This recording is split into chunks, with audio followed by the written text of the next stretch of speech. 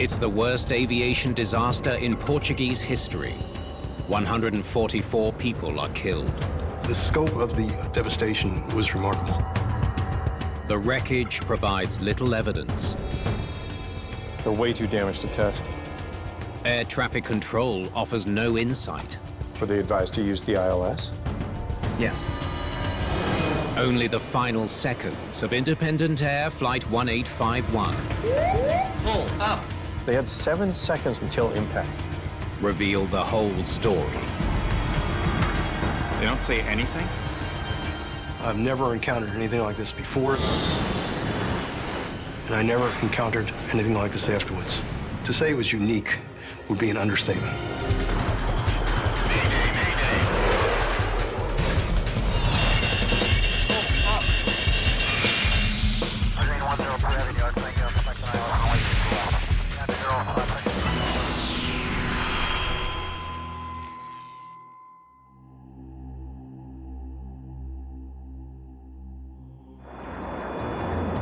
Independent Air Flight 1851 cruises above the Atlantic Ocean.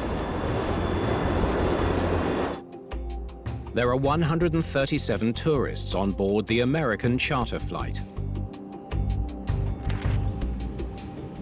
Santa Maria Independent Air 1851 requesting Met report. Less than 30 minutes before landing, the crew prepares for descent. 1851, wind 260, 14 knots.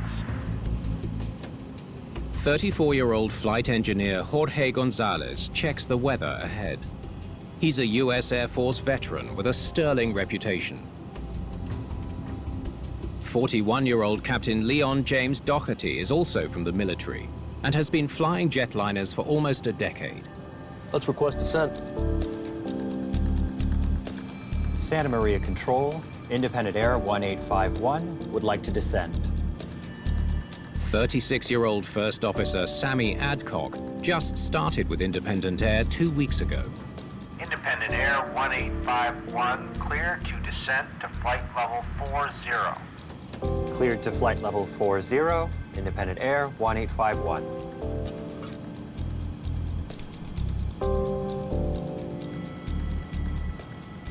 The crew was a balanced crew. They had flown together for about a week or 10 days, and they were doing fine.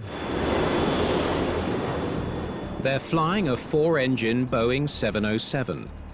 The long-range, narrow-bodied jetliner has dominated passenger travel for more than 3 decades.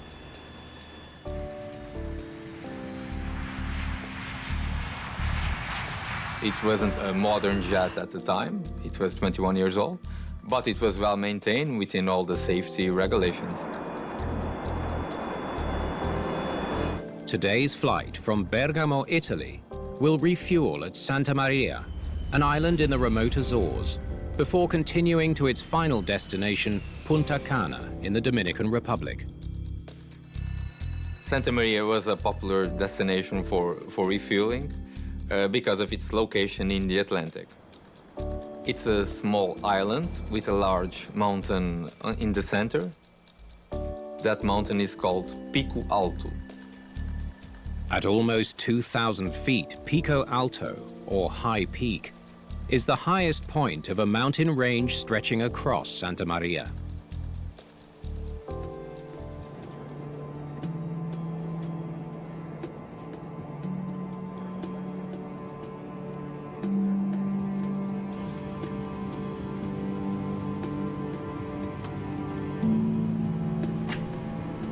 Hey, close the door. It's a jungle out there. Are you finished with those? Yeah. Thanks. Thank you. What's your passing level? Independent Air 1851. Passing flight level 220. 60 miles from the airport, the first officer tunes in to the frequency for Santa Maria Airport. Good afternoon, Santa Maria Tower. Today, a trainee in the tower is guiding in the flight with the help of a supervisor. Independent Air 1851, passing flight level 200 to flight level 40. Independent 1851, roger. In 1989, I would describe the Santa Maria Air Traffic Control Facility as being very unsophisticated, very small. The airport is also not equipped with radar. There were only 3 scheduled airline flights per day. It doesn't justify the cost of air traffic control radar, which is very challenging for air traffic control. You're cleared 3,000 feet on QNH 1027. Runway will be 19er. Expect ILS approach. Runway 19er, report reaching 3,000. The controller is relying solely on position reports from the pilot. So they have to be meticulous about protecting the airspace and documenting the altitude that the aircraft is at. Is that what they said? 1027 on the millibars? Yep. Just over 13 minutes from the airport, the crew readies the plane for landing.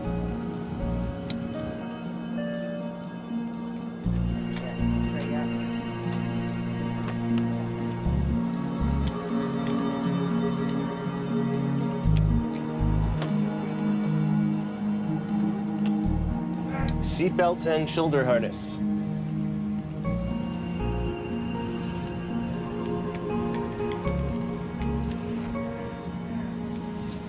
Secured. We're having fun now. Hey, hey.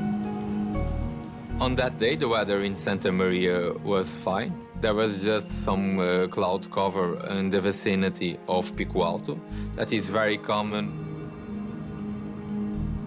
Switching off autopilot. The captain takes control of the aircraft. The captain would likely be hand flying the airplane to get comfortable controlling it.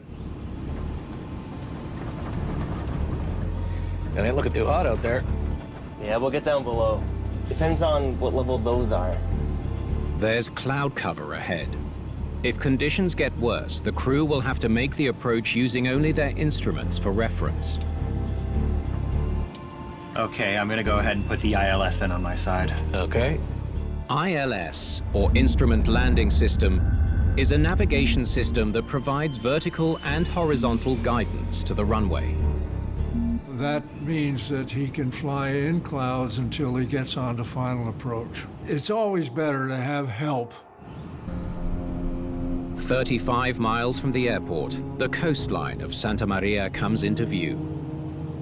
When approaching from the east, you will see some big cliffs, some green, a lot of green.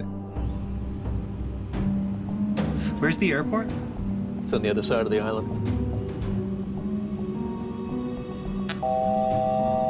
As they approach the island, an alert in the cockpit tells the pilots that they are 500 feet above their selected altitude. 400 to go. Don't know if we're gonna get visual or not here.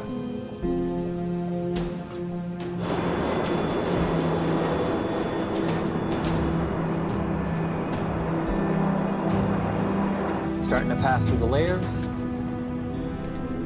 As they cross the coast of Santa Maria, weather conditions worsen.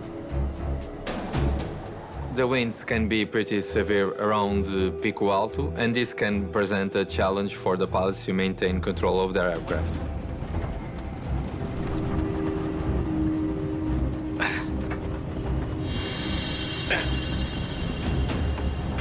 Can't keep this damn thing level.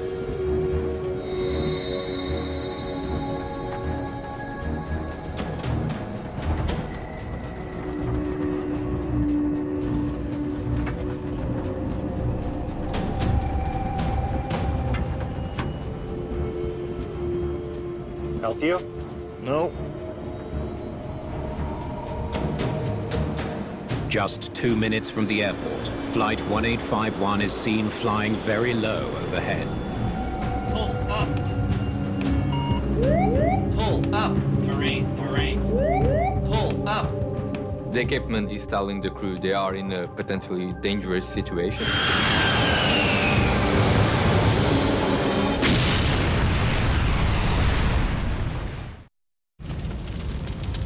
Just 4.5 miles from the Santa Maria airport in the Azores, Portuguese firefighters and civilians discover a horrific scene of devastation. Independent Air Flight 1851 has crashed into the island's highest mountain. The jet hit Pico Alto very near the top of the mountain. The accident site was a bit of a chaotic scene. The wreckage was strewn all over the mountain. There were some small fires. It was a very steep terrain. It was very difficult for rescuers to work there. It soon becomes clear that all 144 passengers and crew have been killed. It was a big challenge for the locals, mostly, to deal with that. Santa Maria has only 5,000 people living there, and in a flash, they became the scenario of the worst air disaster to occur in Portugal. Rescuers work through the night. By daybreak, the Portuguese Civil Aviation Authority, known as the DGAC, arrives at the crash site. They are soon joined by American representatives from the NTSB, the National Transportation Safety Board. The terrain that we traversed was very challenging. There was a lot of personal effects. People were just vacationing. There were children whose dolls I could see in the trees. The scope of the devastation, it was remarkable. Investigators need to get a better perspective if they are to understand why Flight 1851 crashed into a mountain so close to Santa Maria's airport. The overhead view revealed to us just how concentrated the wreckage was on the side of the mountain where the airplane struck it. That was something I had not seen before.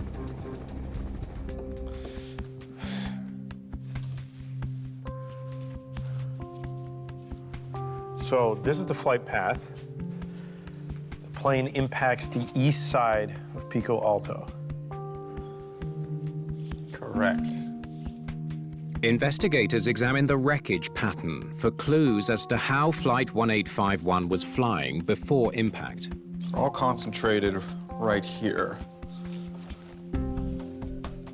Sending debris over the mountain ridge. Scars on the ridge give investigators their first clues. Looks like low angle, high velocity. They must have been flying level. CFIT? Looks like it.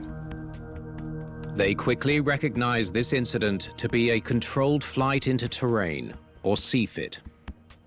If one looks at CFIT accidents, there are really two types. One where an airplane descends prematurely, the other where it hits the side of a mountain. They must have known about the mountains. What was the altitude where they hit? 1,795 feet. And Pico Alto? What does the Jeppesen chart show?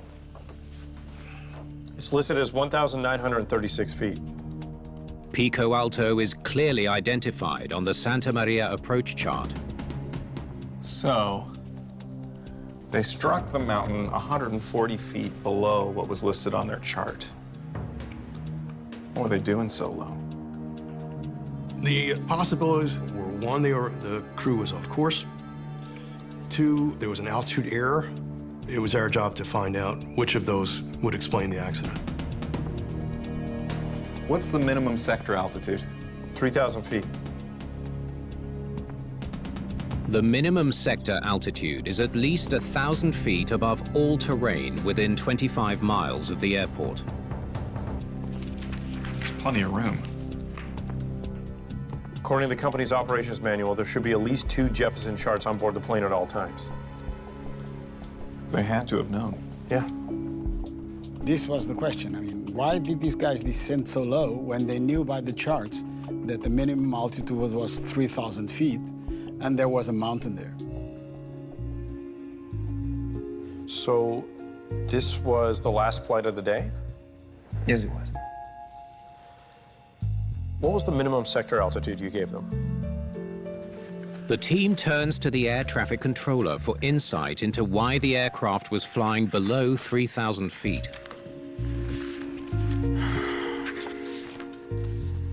3,000 feet. You're sure?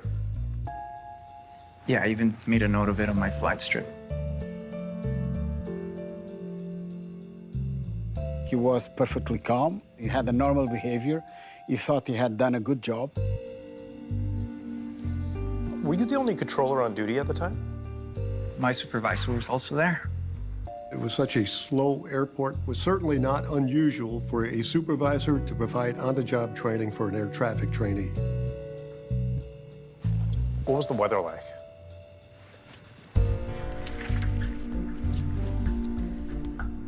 Fairly good at the airport. No rain or strong winds.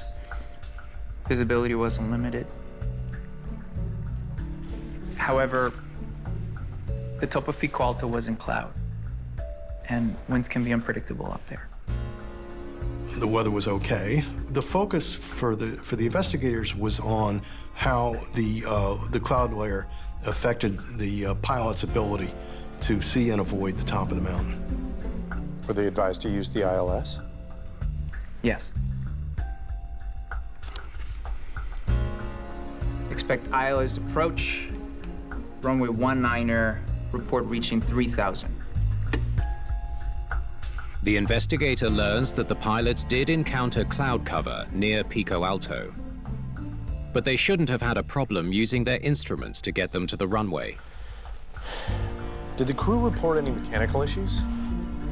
No, not to me anyway. Thank you for your time. I couldn't find anything that explains what happened from his part. So if the controller gave them the proper clearance, why are they so low? What if there was an issue with the plane that they didn't report? The team must now consider if a mechanical issue that wasn't reported to the controller prevented the crew from maintaining a safe altitude above the mountain.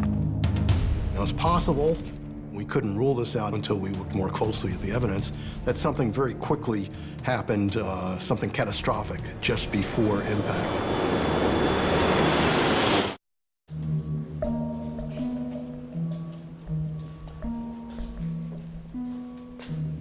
Is this everything? So far. Investigators are looking for clues in the wreckage of Flight 1851 to explain why it descended below minimum altitude and crashed into a mountain on Santa Maria Island. Let's start here. Could a malfunctioning engine have forced the aircraft below the minimum safe altitude? It says here the jet had less than 45,000 hours in the air with 7 service bulletins over the last 6 years. Any issues? No. In 1983, Engine 2 had suffered turbine failure. Looks like it was repaired. It's full of wood and dirt. A quick examination provides an answer. There's nothing wrong with these engines. Engines that are generating power at impact, if they hit a field of trees, will ingest part of the vegetation into the engines, and that will bring the engine fan blades to a stop. And that's what happened here. Engines that are not turning, that are not working, won't do that.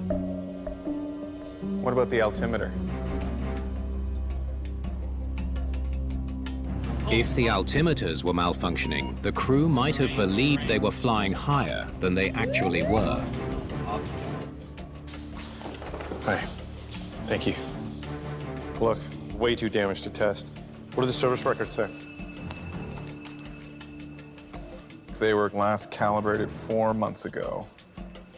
No problems. It's another dead end. Maybe the altitude alert survived. Let's take a look.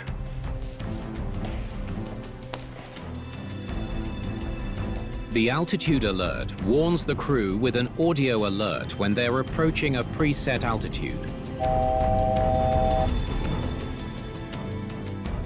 Hang on. Is this it?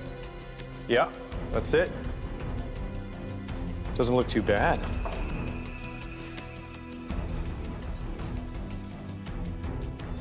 Yeah, check this out. The altimeter alert's set to 2,000. Investigators discover the altitude alert was set for 2,000 feet, not the required altitude of 3,000 feet. I remember this shocked all of us. We just couldn't believe it, how that could happen. Why would the altimeter alert be set to 2,000 when the controller gave them a clearance of 3,000? Maybe the controller remembered wrong. Let's check the tapes. ATC recordings gives you what's exchanged during the different phases of the flight. So you can confirm absolutely what was said, either contacting the plane or inside the ATC. Good afternoon, Santa Maria Tower. Will the air traffic control audio recording confirm what the trainee told investigators? Independent 1851, roger. You're clear to 3,000 feet on QNH 1027. Runway 19er. Expect ILS approach. Runway 19er, report reaching 3,000. Stop there. He said it. Twice. The control tower recording confirms that the controller gave a 3,000-foot clearance. Listening to the clearance did not explain the 1,000-foot error in the altimeter alert. We needed to listen to the CVR. Take it from the point where they first contact the controller. Investigators now listen to the cockpit conversation to determine why the crew descended below the 3,000-foot minimum sector altitude given by the controller. Good afternoon, Santa Maria Tower. Independent Air 1851, passing flight level 200 to flight level 40. That's the first officer. Independent 1851, roger. You're clear to 3,000 feet on QNH 1027. Clear to 2,000. Did the first officer just say 2,000? Go back, play it again. Clear to 2,000. Investigators wonder why the first officer misheard the altitude clearance as 2,000 feet instead of 3,000 feet. Maybe he heard 3,000 and mistook it for 2,000. It's possible. It looked to us that perhaps the word 3 never was listened by the first officer. So the first officer only listened, you're clear 2,000. Not 3,000, but 2,000.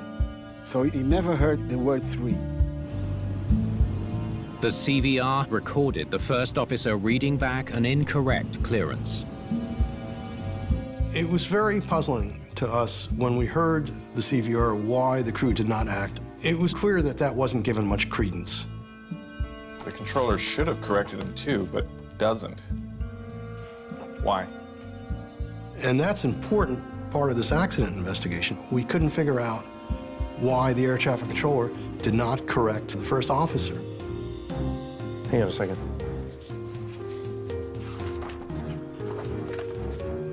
The first officer's readback of 2,000 feet isn't in the controller's transcript. So he never heard it? How is that possible? We couldn't figure out how they could miss each other. It was inexplicable.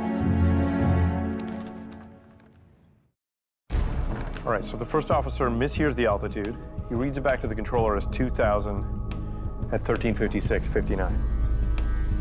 Investigators compare the conversations between the controller and the first officer of Flight 1851 to better understand why there was miscommunication between them. What does the controller say next? Well, he repeats the clearance by saying, expect ILS approach, runway 19er, report reaching 3,000. That's it?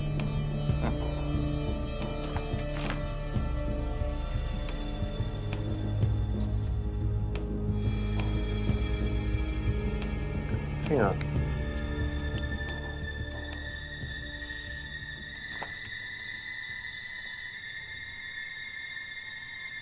They were talking at the same time. Yeah. They canceled each other out. It's a troubling realization, an overlap of communication between the tower and the pilot. Passing flight level 200 for flight level 40. You're clear to 3,000 feet on QNH 1027, runway 19er.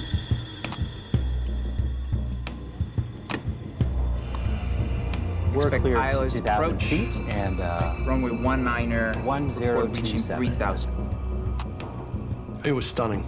We were stunned to finally understand how the two transmissions overlapped perfectly, to cancel each other out. I was an investigator for over 30 years at the NTSB. I've never encountered anything like this before, and I never encountered anything like this afterwards. They're both talking at the same time. They're both pushing their PTTs. That's right.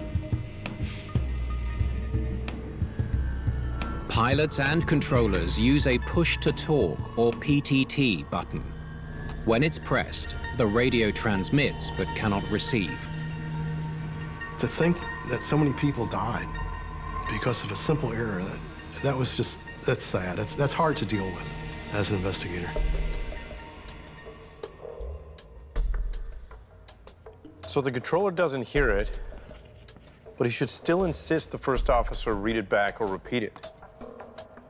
There are some readbacks in air traffic control that you simply have to get back every single time, and altitude is one of them. The trainee controller did not request an altitude readback, and the supervisor didn't notice, and that was unfortunate. What about the supervisor? Good question.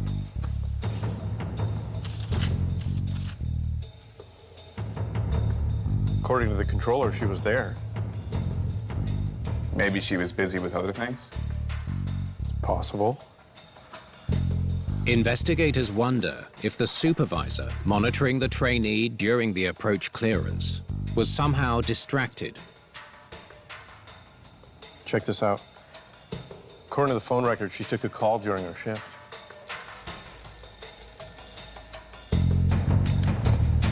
You don't want to take a phone call during something important like a descent clearance because they have to give them a course to follow and an altitude to maintain. Really important stuff that you cannot possibly miss. Something doesn't line up. The plane's altimeter alert was incorrectly set to 2,000 feet. Even at that altitude, they would have cleared the ridge by some 200 feet. Yeah.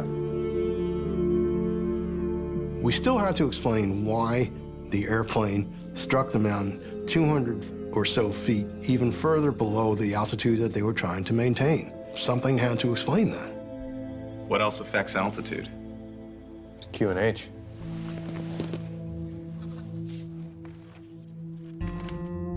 QNH is a pressure setting pilots input so their altimeter measures the proper height above sea level. It can change with weather conditions. If the altimeter is set to a higher QNH than is actual, the aircraft will actually be lower than what the altimeter is telling the pilots. It says here they were given a QNH of 1019 at 1:44 p.m. Then they were given a reading of 1027 at 1:56 p.m. Okay. So it changed 8 millibars in 12 minutes? Could that be right? Check the weather reports.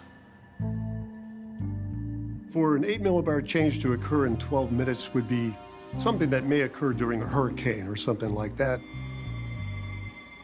I don't see anything that would make that possible. So how much would they drop with an 8 millibar increase? Investigators calculate the change in altitude between the two QNH values. That QNH brought them at least 200 feet below 2,000. Right into the mountain. The team concludes that an incorrect altimeter setting put the flight on a collision course with Pico Alto. When you're close to the ground in restricted visibility conditions, an accurate altimeter setting is everything. That will protect the airplane from a CFIT accident. Thanks for talking with me again. Yeah, of course. Just one follow-up question here. What was the pressure setting you gave them? Investigators conduct a second interview with the controller to understand why he gave two very different QNH settings to the pilots. 1019 was on the med report. 12 minutes later, when you gave them the 3,000-foot clearance, you said QNH 1027.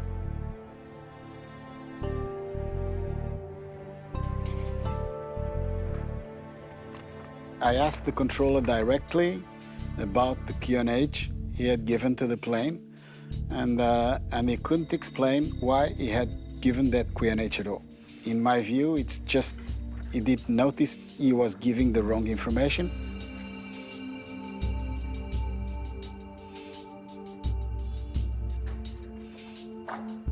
Sorry, I don't know where I got that second number. For that QNH to change so rapidly, it should have been noticed by both the air traffic trainee and their supervisor and the pilots as well. I'm surprised that the pilots didn't reach out and say, hey, can you repeat that QNH again?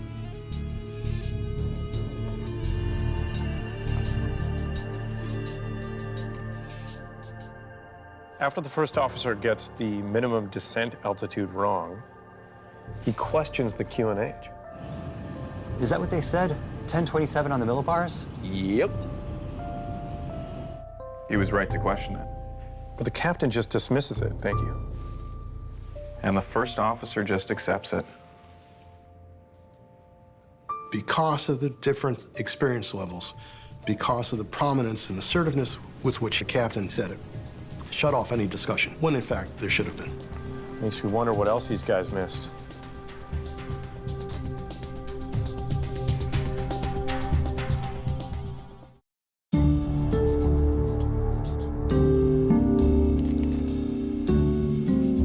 Yeah, let's play the tape.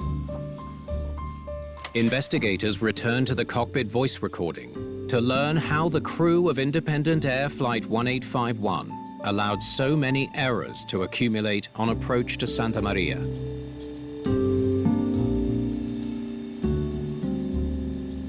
Altimeters? Set and cross-check. Set and cross-checked. Seatbelts and shoulder harness. Secured. We're having fun now. Hey, hey!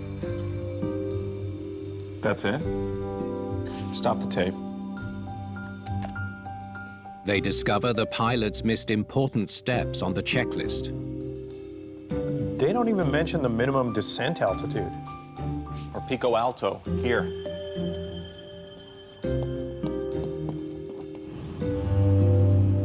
They hear a briefing that doesn't include reference to the navigation charts that were available to the pilots. Had they done the approach briefing and reviewed the information and articulated the information as required, it's highly unlikely, in my opinion, that they would have struck the mountain. Another unfortunate error. There were a couple of things in the performance of the captain that were questionable. He didn't try to understand what was the real QNH that was given. Then he didn't insist in a complete checklist. Let's hear what comes next. It ain't looking too hot out there. Yeah, we'll get down below. Depends on what level those are. Okay, I'm gonna go ahead and put the ILS in on my side. Okay.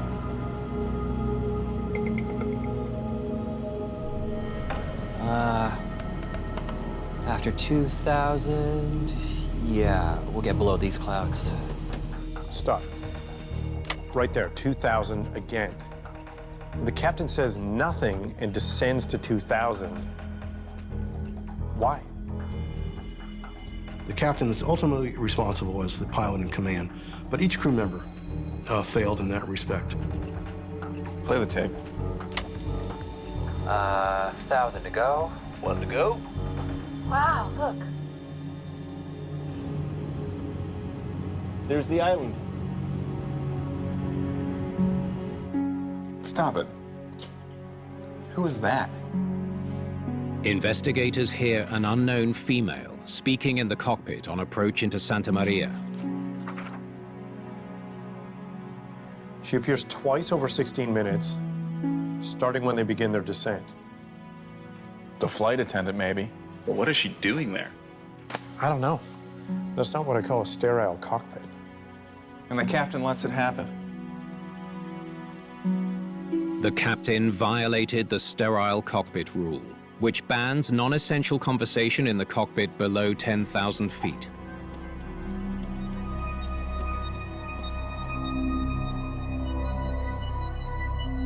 I believe that violating the sterile cockpit rule was consistent with the way they flew the approach. They weren't sitting on the edge of their seats. They were far too relaxed. There's no place like Santa Maria. Is it nice? Yeah. To have a beer. See you on the ground. Ignoring standard procedures, distractions. The list keeps growing. Starting to pass through the layers.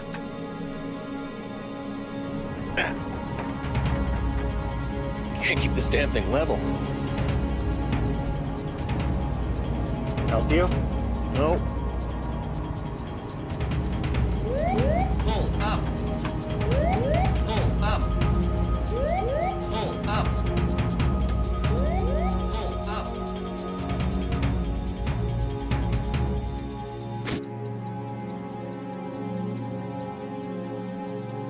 They don't say anything? When the GPWS went off, there was no response from the crew. There was not even a, what's that? What's going on? There was nothing. They don't say anything, but do they do anything?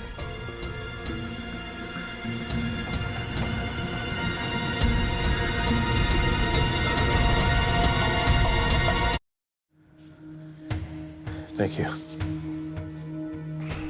So this is the plane's descent approaching Santa Maria.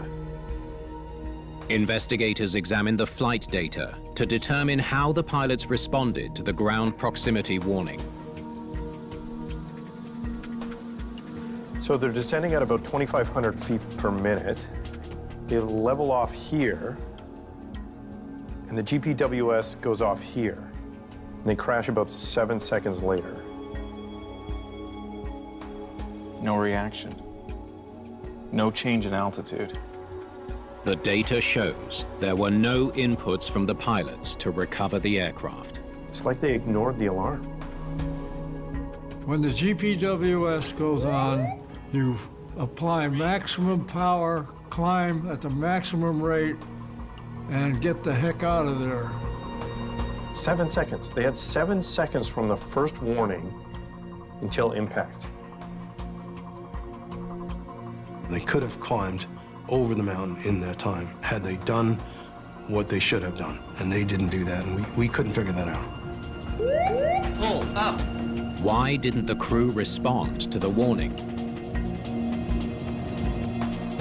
Surely the crew was trained to respond to the ground proximity warning.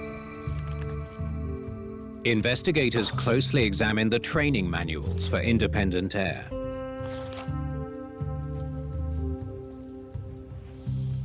You are not going to believe this.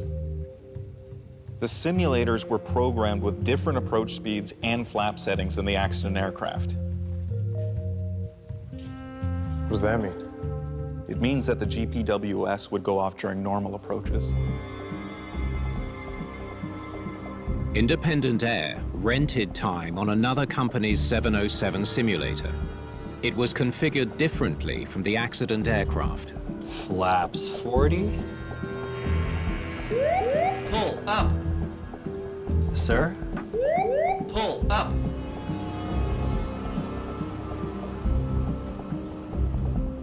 By training the crew to ignore the GPWS in the simulators, they gave the crew the message to ignore the GPWS in the airplane. I can't believe how many things went wrong. Investigators conclude that by avoiding any one of the minor errors, Flight 1851 would have cleared Pico Alto, preventing the deaths of 144 people. It all starts with the first officer mishearing the minimum sector altitude. Independent 1851, roger.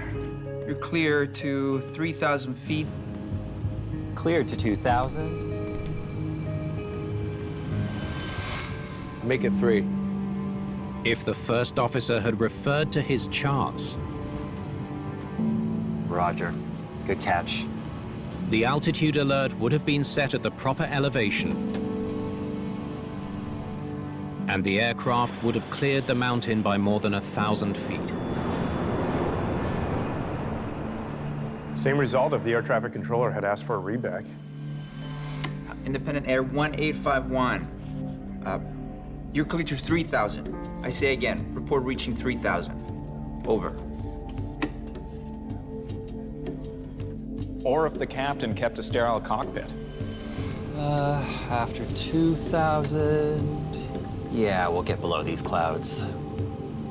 Wow, look. There's the island. It should be 3,000, not 2,000. It's time to return to the cabin.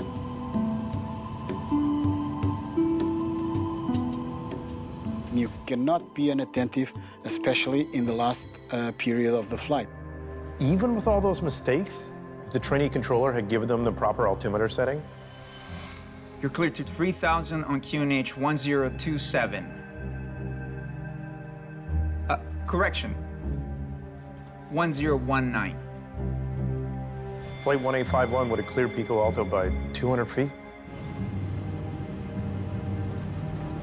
Whoa! Would have been close. Finally, the GPWS. Pull up. If the crew had the proper GPWS training, Go around! they would have had one last chance to avoid hitting the mountain.